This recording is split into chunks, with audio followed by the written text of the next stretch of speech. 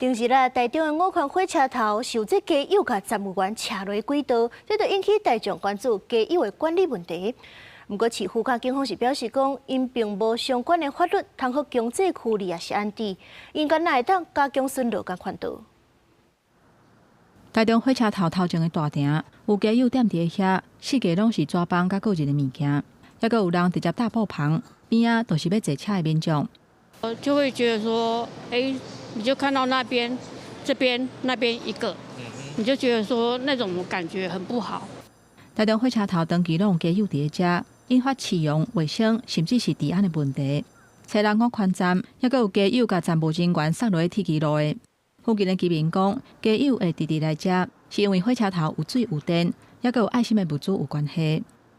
那么多爱心人士送餐点来给你，送食物便当来给你，还是送红包来给你。前2天还是昨天，人家有人包600红包，还有200的。是怕说不太方便，因为要赚钱。这边比较自由。对啊。加油防安治的意愿真低，而且台中火车头附近的管理嘛分做几个单位，站内是铁路警察管的。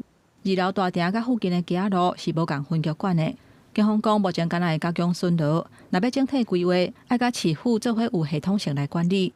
因若市府讲，目前无法度以强制力来驱离或者是安置加油。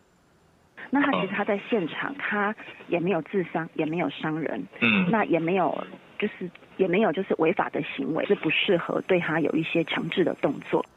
市府讲，除了加强访视甲巡逻，嘛会互有需要的加油基本的生活甲就医的协助，嘛会甲交通局讨论，以市场地特殊甲清洁。记者综合报道。